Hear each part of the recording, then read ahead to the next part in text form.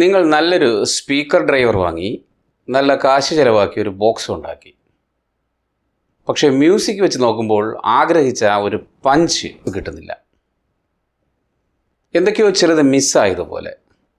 അപ്പോൾ എവിടെയാണ് തെറ്റുപറ്റിയത്? പലരും വിചാരിക്കുന്നത് സ്പീക്കറിൻ്റെ വലുപ്പം, പവർ ഇവ മാത്രം നോക്കി ബോക്സ് ഉണ്ടാക്കിയാൽ മതിയെന്നാണ്.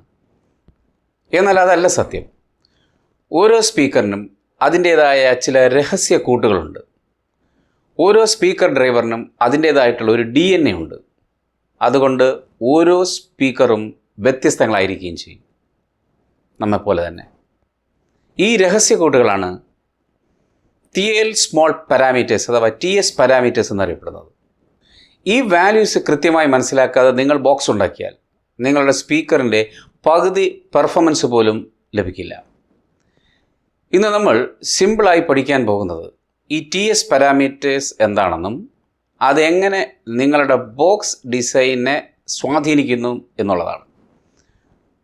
ഒരു സ്പീക്കർ ഡ്രൈവർ വായുവിൽ എങ്ങനെ പെരുമാറുന്നു എന്ന് തീരുമാനിക്കുന്ന ഈ കണക്കുകളെക്കുറിച്ച് നമുക്ക് ഒന്ന് വിശദമായി ചർച്ച ചെയ്യാം.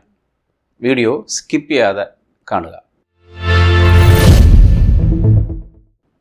ഹലോ ഡിയർ ഫ്രണ്ട്സ്, എല്ലാവർക്കും റോംബസ് സയൻസിൻ്റെ മറ്റൊരു വീഡിയോയിലേക്ക് സ്വാഗതം. സ്പീക്കർ എന്നത് ഒരു ട്രാൻസ്ഡ്യൂസർ ആണെന്ന് നിങ്ങൾക്ക് അറിയാം. അതായത് ഒരു ഊർജ്ജത്തെ മറ്റൊരു ഊർജ്ജമാക്കി മാറ്റുന്ന സംവിധാനം. ഇതിൽ ഇലക്ട്രിക്കൽ ഊർജ്ജം മെക്കാനിക്കൽ ഊർജ്ജമായി ആദ്യം മാറുന്നു. അത് ശബ്ദത്തെ സൃഷ്ടിക്കുന്നു. അതുകൊണ്ട് അതൊരു ഇലക്ട്രോ മെക്കാനിക്കൽ സിസ്റ്റമാണ്. ഇതിൽ രണ്ട് തരം ബലങ്ങൾ പ്രവർത്തിക്കുന്നുണ്ട്. ഒന്ന് മെക്കാനിക്കൽ ഫോഴ്സ്, സ്പൈഡറും സറൗണ്ട് നൽകുന്ന സ്റ്റിഫ്നെസ്, അതാണ് ഈ ഫോഴ്സ് എന്നത്. മറ്റൊന്നുള്ളത് ഇലക്ട്രിക്കൽ ഫോഴ്സ്. ഇത് വോയിസ് കോയിലിലൂടെ കറണ്ട് കടന്നു പോകുമ്പോൾ ഉണ്ടാകുന്ന കാന്തിക ബലമാണ്. ഈ രണ്ട് ബലങ്ങളും തമ്മിലുള്ള ബാലൻസാണ് TS പാരാമീറ്റേഴ്സ് നമുക്ക് കാണിച്ചു തരുന്നത്. TS പാരാമീറ്ററിലേക്ക് കടക്കുന്നതിന് മുമ്പ് ഒരു സ്പീക്കർ എങ്ങനെയാണ് നിർമ്മിച്ചിരിക്കുന്നത് നോക്കാം.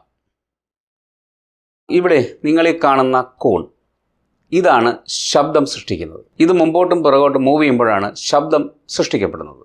ഈ ഒരു കോണിനെ താങ്ങി നിർത്തുന്നത് രണ്ട് കാര്യങ്ങളാണ്. ഒന്ന്, പുറമേയുള്ള ഈ ഒരു സംവിധാനം, ഇതിനെ വിളിക്കുന്ന പേര് സറൗണ്ട് എന്നാണ്.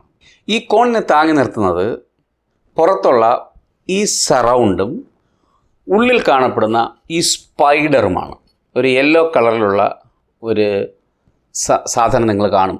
അതിനെയാണ് നമ്മൾ സ്പൈഡർ എന്ന് വിളിക്കുന്നത്.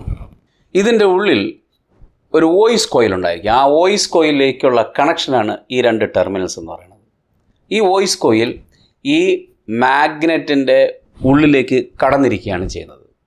അപ്പോൾ ഇതിലേക്ക് കറണ്ട് കൊടുക്കുമ്പോൾ ഈ വോയിസ് കോയിലിന് മുകളിലായിട്ട് ഈ കാന്തം ഒരു ബലം സൃഷ്ടിക്കുകയും ആ ബലം മൂലം ഈ വോയിസ് കോയിൽ മുന്നോട്ടും പിറകോട്ടും ഒരു പിസ്റ്റണെ പോലെ പ്രവർത്തിക്കുകയും ചെയ്യുന്നു. ഈ മുന്നോട്ടും പിന്നോട്ടുമുള്ള ഈ ചലനമാണ് വായുവിൽ ശബ്ദതരംഗങ്ങളെ സൃഷ്ടിക്കുന്നത്. ഈ ഇലക്ട്രോ മെക്കാനിക്കൽ ഭാഗങ്ങളുടെ ഓരോ ചലനത്തെയും ഒരു മാത്തമാറ്റിക്കൽ വാല്യൂ ആക്കി മാറ്റിയതാണ് TS പാരാമീറ്റേഴ്സ് എന്നുള്ളത്. ഒരു സ്പീക്കറിന് ഒട്ടനവധി പാരാമീറ്റേഴ്സ് ഉണ്ടെങ്കിലും പ്രധാനമായും നമ്മൾ അറിഞ്ഞിരിക്കേണ്ട 3 കാര്യങ്ങളുണ്ട്. അതിലാദ്യത്തേത് ഫ്രീ എയർ റെസൊണൻസ് അഥവാ FS. സ്പീക്കർ ഫ്രീ ആയി ഏറ്റവും കൂടുതൽ ആയതി അഥവാ ആംപ്ലിറ്റ്യൂഡിൽ വൈബ്രേറ്റ് ചെയ്യുന്ന ഫ്രീക്വൻസിയാണിത്. ഇതിന് താഴെയുള്ള ശബ്ദം സ്പീക്കറിന് കാര്യക്ഷമമായി ഉണ്ടാക്കാൻ കഴിയില്ല. നമ്മൾ ട്വീറ്ററിന് വേണ്ടി ക്രോസ് ഓവർ ഡിസൈൻ ചെയ്യുമ്പോൾ ഈ ഫ്രീക്വൻസിക്ക് മുകളിലുള്ള സിഗ്നൽ മാത്രമേ കടത്തിവിടാവൂ. കാരണം FS ഫ്രീക്വൻസി കടത്തിവിട്ട് കഴിഞ്ഞാൽ ഉയർന്ന എസ്കേർഷൻ, ആ മുമ്പോട്ടും പുറന്നോട്ടുള്ള മൂവ്മെൻ്റാണ് എസ്കേർഷൻ ഉണ്ടാവുകയും അതുമൂലം ട്വീറ്റർ സ്പീക്കറിൻ്റെ കോൺ പേപ്പറിന് നാശം സംഭവിക്കുകയും ചെയ്യും. ഒപ്പം സൗണ്ട് വളരെ ഡിസ്റ്റോർട്ടഡ് ആയിരിക്കും. ഉദാഹരണമായിട്ട് ഈ കാണുന്ന ട്വീറ്ററിൻ്റെ FS എന്ന് പറയുന്നത് 824 Hz ആണ്. അതുകൊണ്ട് തന്നെ ഈ ഫ്രീക്വൻസിക്കും ഏതാണ്ട് 3 ഇരട്ടി ആവർത്തി കടത്തിവിടുന്ന ഫിൽറ്റർ വേണം നാം ഡിസൈൻ ചെയ്യാൻ. അടുത്തത് QTS ആണ്, ടോട്ടൽ ക്വാളിറ്റി ഫാക്ടർ. ഒരു സ്പീക്കർ എങ്ങനെയാണ് മെക്കാനിക്കലായും ഇലക്ട്രിക്കലായും ഡാമ്പ് ചെയ്യപ്പെടുന്നത് എന്നതിൻ്റെ അളവുകോലാണ് QTS.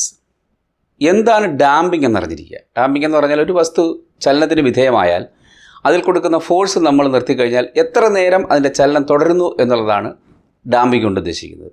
കുറഞ്ഞ ഡാമ്പിംഗ് ഉള്ളതെന്നുണ്ടെങ്കിൽ അത് കൂടുതൽ നേരം ചലിക്കും, കൂടുതൽ ഡാമ്പിംഗ് ഉണ്ടെന്നുണ്ടെങ്കിൽ അത് പെട്ടെന്ന് നിലയ്ക്കുകയും ചെയ്യും. അതാണ് ഡാമ്പിംഗ് കൊണ്ട് ഉദ്ദേശിക്കുന്നത്.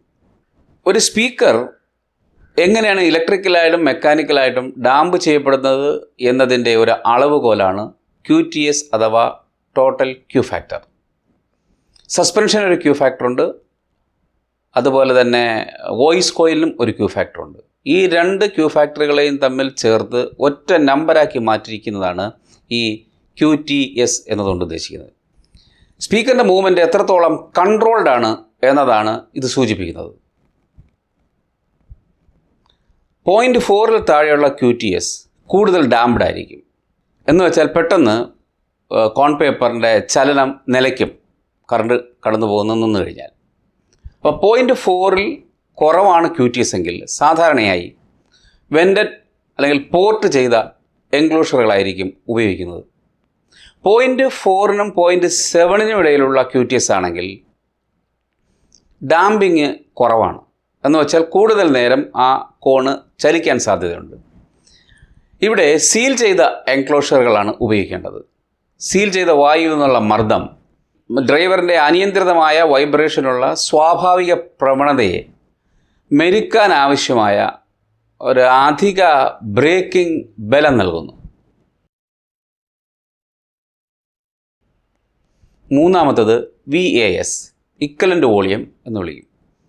സ്പീക്കറിൻ്റെ കോൺ, സ്പൈഡർ ഇവ ചേർന്ന് ഒരു സ്പ്രിങ് ആയി നമ്മൾ സങ്കല്പിക്കുകയാണെങ്കിൽ ആ സ്പ്രിങ്ങിൻ്റെ അത്രയും സ്റ്റിഫ്നെസ് ഉള്ള ഒരു എയർ വോളിയം എത്രയാണോ അതാണ് VAS എന്നതുകൊണ്ട് ഉദ്ദേശിക്കുന്നത്. ഇത് സാധാരണയായിട്ട് മെഷർ ചെയ്യുന്നത് ലിറ്ററിലോ അല്ലെങ്കിൽ ക്യൂബിക് ഫീറ്റിലോ ആയിരിക്കും.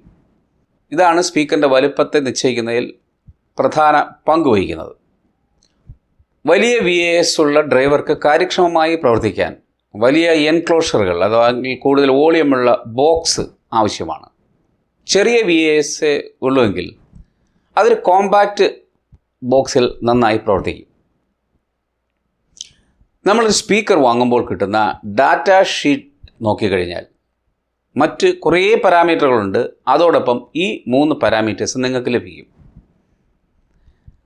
നമ്മൾ ലോക്കലി വാങ്ങുന്ന സ്പീക്കറുകൾക്ക് സാധാരണയായി ഡാറ്റ ഷീറ്റൊന്നും കാണാറില്ല. അതുകൊണ്ട് തന്നെ ഈ ലോക്കൽ സ്പീക്കർ മേടിച്ച് കഴിഞ്ഞാൽ ഈ വാല്യൂസ് ഒന്നും കിട്ടത്തുമില്ല. അപ്പോൾ അതുകൊണ്ട് തന്നെ പ്രോപ്പർ വേയിൽ നമുക്ക് സ്പീക്കർ ബോക്സ് ഡിസൈൻ ചെയ്യാൻ കഴിയത്തുമില്ല. WinISD എന്ന് പറയുന്ന ഒരു സോഫ്റ്റ്വെയർ ഉണ്ട്. ഈ സോഫ്റ്റ്വെയറിൽ നമ്മൾ ഈ പാരാമീറ്റർ ഡാറ്റകൾ എല്ലാം കൊടുത്തു കഴിഞ്ഞാൽ നിങ്ങളുടെ സ്പീക്കറിൻ്റെ വോളിയം, ആ ബോക്സിൻ്റെ വോളിയം അത് 10 ലിറ്റർ ആയിരിക്കണമോ അതോ 20 ലിറ്റർ ആയിരിക്കണോ എന്നത് കൃത്യമായി പറഞ്ഞു തരും.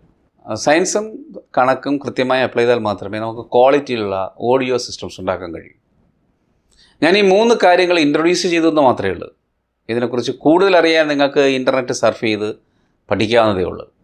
വരും വീഡിയോകളിൽ ഒരു പിയർലെസ് ഡ്രൈവർ വെച്ച് എങ്ങനെയാണ് പെർഫെക്റ്റ് ക്രോസ് ഓവർ ഡിസൈൻ ചെയ്യാമെന്ന് കാണിച്ചു തരാം. ഓഡിയോ എഞ്ചിനീയറിംഗിലെ കൂടുതൽ രഹസ്യങ്ങൾ അറിയാൻ ഈ ചാനൽ നിങ്ങൾ സബ്സ്ക്രൈബ് ചെയ്യുക. നിങ്ങൾക്ക് സ്വന്തമായി ഒരു ഹൈഫൈ സ്പീക്കർ സിസ്റ്റം ഉണ്ടാക്കാൻ എന്തെങ്കിലും പ്ലാൻ ഉണ്ടെങ്കിൽ അത് നിങ്ങൾ താഴെ കമൻറ്റ് ചെയ്യാൻ ഞാൻ അഭ്യർത്ഥിക്കുകയാണ്. നമുക്ക് അടുത്ത വീഡിയോയിൽ വീണ്ടും കാണാം. അതുവരെ വളരെ നന്ദി, നമസ്കാരം.